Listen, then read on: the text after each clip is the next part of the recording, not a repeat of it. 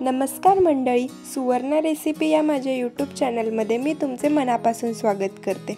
जसे आपण उपवासाचे मोदक बघितले तसेच आज आपण उपवासाचे आप्पे कसे बनवायचे त्याची रेसिपी पाहणार आहोत।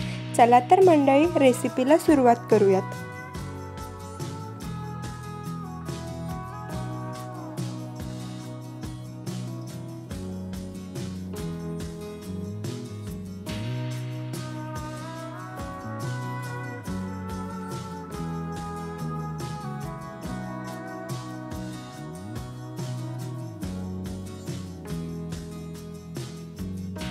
लागणारी सामग्री, इकडे अर्धी वाटी साबुदाणे व 1 वाटी भगर भाजून घेतली आहे।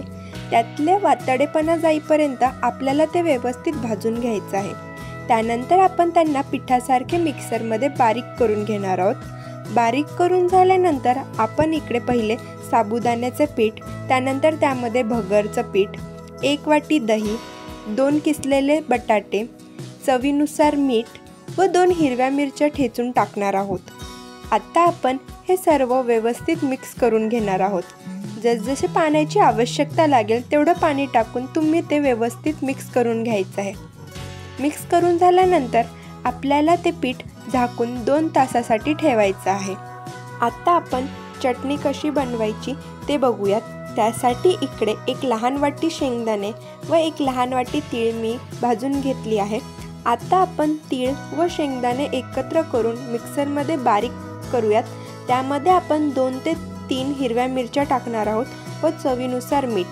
तुम्ही जर उपवासाला जिरे वगैरे खात असाल तर तुम्ही ते सुद्धा त्यामध्ये टाकू शकतात। आता आपण त्याची बारीक पेस्ट करून घेणार आहोत। आपली चटणी बनवून तयार आहे। आता आपण आप्पे बनवायला घेऊयात। त्यासाठी मी आप्प्याचं भांडं घेतलं आहे।